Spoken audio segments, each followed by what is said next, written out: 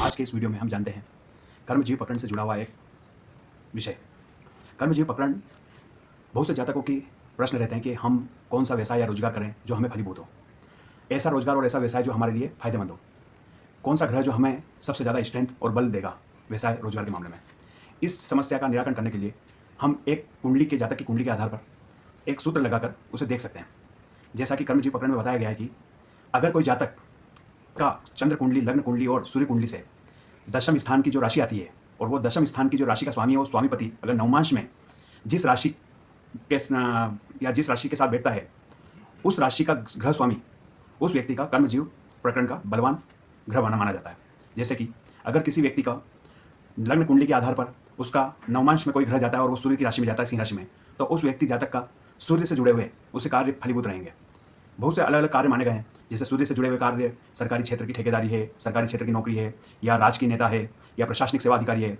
अगर वैसा ही अगर चंद्रमा अगर आता है तो चंद्रमा से जुड़ा हुआ व्यक्ति दूध से जुड़ा हुआ व्यापार कर सकता है, मिल्क प्रोडक्ट, दूध, यहाँ तक कि सफ़ेद वस्त्र, सूती वस्त्र से जुड़ा हुआ व्यापार कर सकता है, लिक्विडिटी से जुड़ा हुआ व्यापार कर सकता है, पानी से जुड़ा हुआ व्यापार कर सकता है। वहीं अगर किसी का मंगल आता है तो मंगल से जुड़ा हुआ भी व्यापार कर सकता है, वो रोजगार अपना सकता है। जैसे कि मंगल से जुड़े हुए प्रॉपर्टी के काम है, प्रॉपर्टी ब्रोकिंग है, सेना है, आर्मी है, सजेशन है और सर्जन है, उसका डिफेंस है, इनसे जुड़े हुए काम को कर सकता है। मंगल से जुड़े हुए खदान या माइनिंग से जुड़े हुए काम भी कर सकता है। वहीं अगर किसी का बुध आता है तो वो व्यक्ति chartered accountant, stationery, printing, press इत्यादि कर सकता है। गुरु से अगर जुड़ा हुआ रहा है तो किसी प्रशासनिक सेवा से जुड़ा हुआ काम भी कर सकता है और यहाँ या शैक्षणिक संस्था भी चला सकता है। अपनी शैक्षणिक संस्था के नाम पर अपना रजिस्टर करवाकर कोई कोचिंग क्लासेस या स्कूल भी ऑपरेट कर सकता है, या फिर कोई पंडिताई का कार्य भी कर सकता है। अलग अलग कार्य माने गए हैं। उसी प्रकार अगला जो क्षेत्र है वो है शुक्र का। शुक्र से अगर जुड़ा हुआ अगर व्यक्ति का किसी का आता है और ज़्यादा से ज़्यादा शुक्र बलवान है तो वो व्यक्ति इंटीरियर डेकोरेशन, लग्जरी विलास से जुड़े हुए प्रोजेक्ट और लग्जरी फर्नीचर, या फिर कोई फैशन डिजाइनिंग का काम या फिल्म इंडस्ट्री से जुड़ा हुआ काम कर सकता है इत्यादि। अगर हम अगली बात करें तो वही अगर शनि से जुड़ा हुआ अगर आता है तो वह व्यक्ति शनि से जुड़ा हुआ सरकारी नौकरी नहीं मिलेगी परंतु प्राइवेट नौकरी वह कर सकता है।